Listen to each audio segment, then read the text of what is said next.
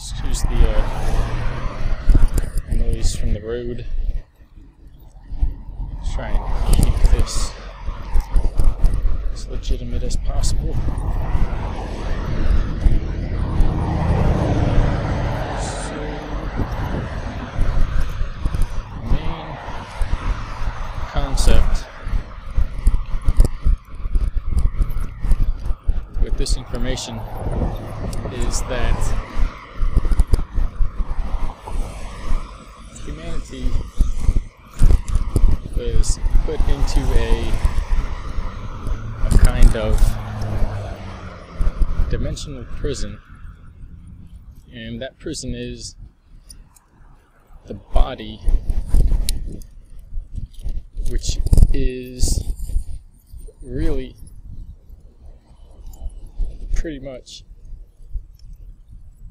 what you call the physical dimension. Physical dimension is the body, and the body is required to experience physicality. It's not that it's a physical domain and you got bodies that just happen to pop up and all this hoo-ha about that. It's ridiculous and completely contrived. It was designed for the body, and the body was designed to trap the soul, at least in this explanation. And so what that means is that the human body and the physical universe, or the physical dimension or domain, are intrinsically linked and cannot really be separate.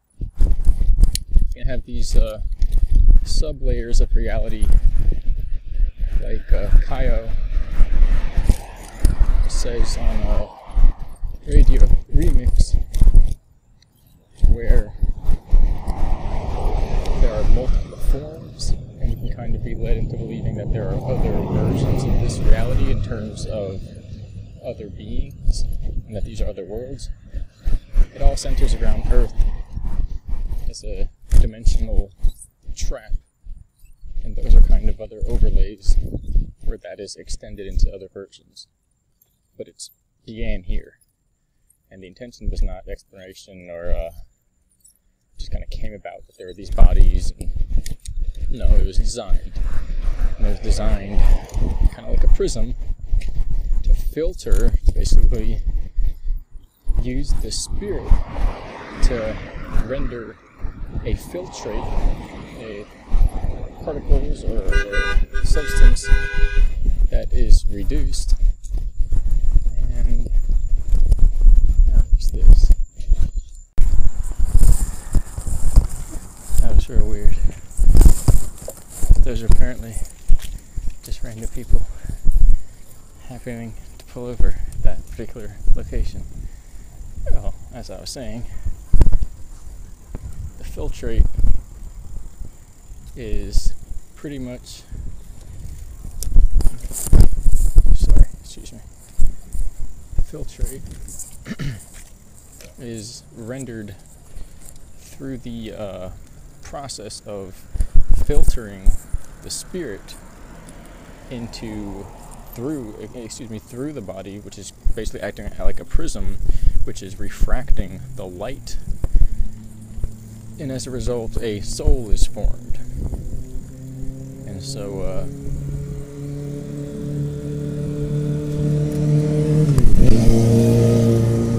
my bike's more efficient. Everything in the ether is connected, and so we end up with different energy frequencies that are fragmented and in a way spliced together to create a seemingly unique whole experience, and that's an artificial occurrence which is rendered through the technology of the body, which when combined with the spirit creates the experience of a physical domain.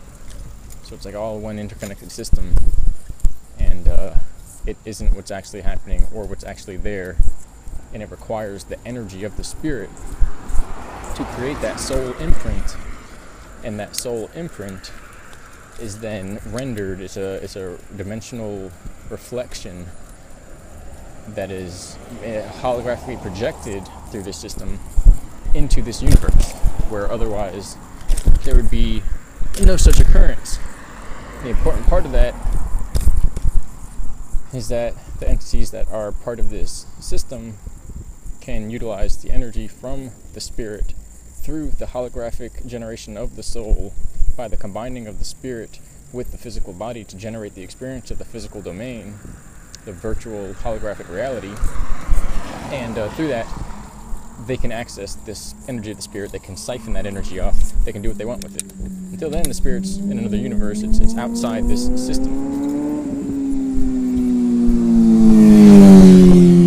And since it's outside this system, they couldn't access it. They can't have anything to do with it. So it's like they're here in this system. They devise a plan based upon the assumption or the knowing that there must be actual spirits and souls that are out there with eternal, immortal power. So then they devise a concept, a series of information, of data in this place to attract a spirit into identification with, into taking on like the role of, and then it's like a minnow trap where they can go in very easy, but it's very difficult to get out, meaning time is polarized one direction and consciousness is unipolar, or kind of neutral and orbular beforehand, or at least pure awareness. But then after entering into that body system, it becomes polarized, and it becomes oriented basically in the direction that time is oriented, or maybe even the opposite of that. And either way, it means it's kind of like it's going upstream to get back out of the system, the trap system. Sensations, sensory input, perception, everything wants to pull us in, continue attracting more of the same. So basically, it's an easy way, or it's a more complex way of saying it's addicting.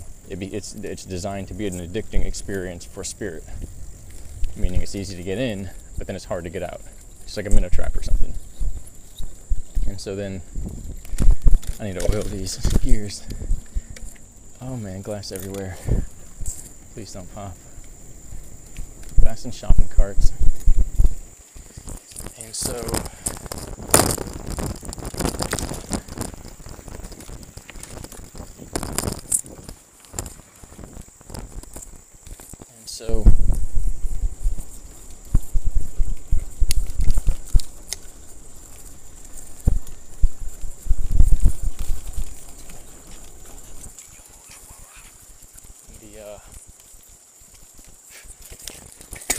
the system then becomes a prison that people are trapped within. Have no way of getting out. And it goes much deeper, but it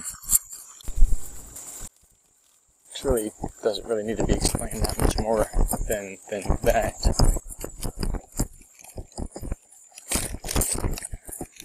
Maybe I'll come up with something. Okay, I remembered. That was a big stump ever. The way it works is all mechanical. It's mechanical and legal. It requires consent, attraction, acceptance of one's imprisonment, and it's a mechanical process from basically converting what is unified, unipolar, into a dualized dichotomy. Oh, there's a better word for that. Dichotomic? No, that's not a word.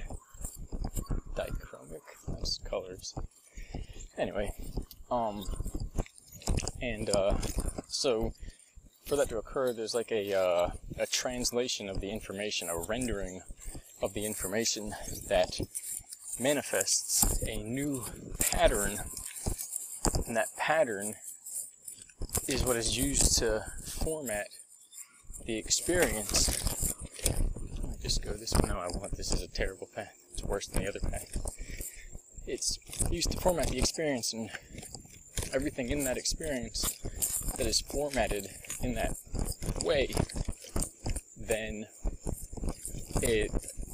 you can't see outside the system. You can't see the true version of the self, and you can't see any information other than that which basically fits into the parameters of that system, or the physical system. It's basically limited. It's all about limitation, whereas reality itself is all about limitedness, or limitless experience, because there's no true definition of what is required to be. The only thing you can come up with is make-believe, pretend requirements, because there's no other backdrop. You know, life must be this way. Why? Because the life over there in the aisle 12 doesn't work that way, and you need this version. It could be anything. The only limitations are those that you conceive, that you make up. And so, it's a system based on those principles, but instead of allowing change, it basically enforces one direction, which ultimately results in annihilation, destruction. There's no change. There's no restoring of the original values. It only destroys everything. So it's a soul trap. It's a minnow trap based upon dichotomy, mechanical, linguistic, legal, energetic, re-rendering or translation, filtration, and then it's like a grinder, a heat, like an incinerator, and just destroys everything afterwards. It just pulls too much energy out because it doesn't produce energy, and it recycles constantly, and it takes a little bit every time it recycles, and so it eventually eats it all, like a belly of a beast. You know, that's what that's from. And so it's the physical dimension, the void. Why do you think it's so dark? It's been here forever, right? But it's completely dark. That's because it's a bottomless pit that's eating everything. We're in a grinder. Why do you think they say the other side is full of light and so on? And there is a false area, because they're clever, so they built up these false awakenings, these false safe zones, which are light traps. And everything about them is to pretend it's the opposite of the darkness, meaning it's basically the light. And in reality, if you go into what is supposedly the fearful, the place you're not supposed to, you'll find the information that you need to actually get out, because that's why we're told to not go there. It sounds crazy, but what it is, and you gotta think, who has the right to tell you what not to do? As long as you're not hurting anybody else or destroying things like that. If you're exploring, okay, chances are, once you go against those guidelines or those restrictions at that point, those mind control parameters, you'll find what you need to wake up. And and so it's a dichotomy where one becomes two. And so now I'll give you, hopefully the sound doesn't get messed up, but so this is direct experience from the projects. Everything has to do with the fact that you go back in time far enough and you see some type of scientist being using electrogravitic technology, mind control technology, and genetic engineering technology, basically spiritual knowledge and technology, and they're taking unified spirits on what seems to be a higher plane, and they're splicing them and creating these forms that we know of today that are pretty much, they're like robotic, mechanized versions of the real thing. And that's not even really a good explanation, because the real thing is not even material. So there's no way to compare air to rocks and matter. It's completely different. Gas and ice. And water's in between, mind you. And my grips are melting. And so I'm trying to tell you, we went back far enough, and if you go to the far end of what you would say the future of the experiment, you see the same thing, where some being, for whatever reason, is taking the soul, the spirits, the essences, putting them into these shells, these forms, and first they have to be split, and it's like lightning bolt comes down and cleaves and splits them. Like he's basically cloning people. He's creating this, taking the spirit, creating an array of a spectrum of information to define the spirit, genetics, and then he smashes them together with lightning bolts and creates two versions, and then mates them inside of a test tube, and then planted them on Earth. That's what we saw. And it's horrifying when you see it, because it's like, oh, he must be doing something nice. Like, how nice is this? And like, nope, it's an experiment. It's an experiment to create some type of worker or something, to make something happen.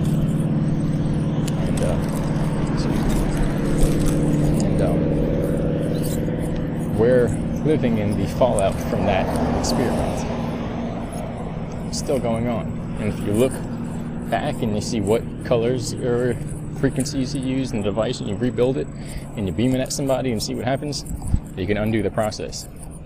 So either somebody made up this whole elaborate scheme and invented humanity to make up this scheme because everything works just the same as if that's actually true, or something like that happened and we're figuring out how to undo that now. Which, if you put two and two together, you can see how important this time is. There's no way to describe what it means. As well, if people don't wake up, there's no way to describe what that means. That means they stay test tubes, rat people forever. And that mad scientist gets to do whatever he wants for all eternity. But it's not really like that, because then they wouldn't be who they were when they came in. It's like undoing a person from time. But that's the idea. And that this being spliced whole units, cleaving them in half, and then recombining them with separate components to create what we call genders and races. And everybody's like, oh, it's so beautiful, this is a creation. And beforehand, what, you think you just appeared? If you just appeared, you're a robot. Some guy built you with some tools. That's it. You never existed. If you're the eternal spirit, like people say, and whoever put you in this place that you can't get out of, and you can't seem to control yourself because these desires keep making you afraid, or you listen to the BS of people who are actually eating babies and stuff, and you're worshiping them like, oh, it's beautiful, tell them the truth. Well, then whoever put you here and made you like that, if you are an eternal spirit, it's your worst enemy. That's the truth.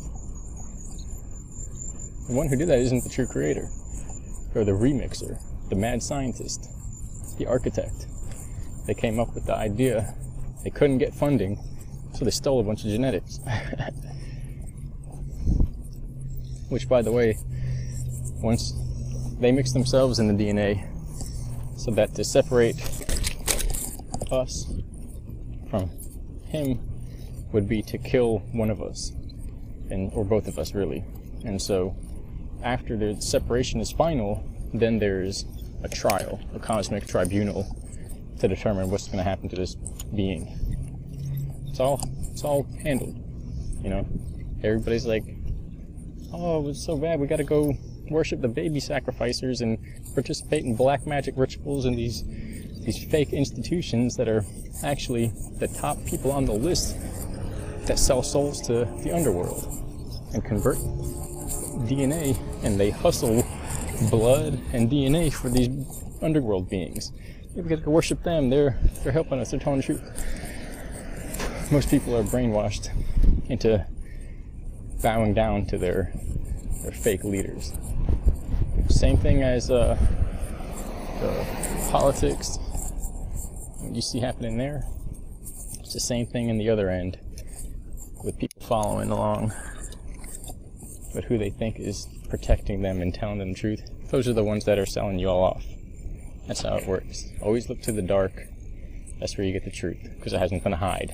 It's already all there. It's already all in the dark. When you see weird stuff in the light that they're not trying to explain, they're purposely not explaining that fully. So they're making it up. Well, they're reversing the truth, inverting it to track. And but that's the idea. I'm neutral and all that. I'm just letting you know that that's what we saw. And this is what you have to comprehend now, because that's what we're here to inform.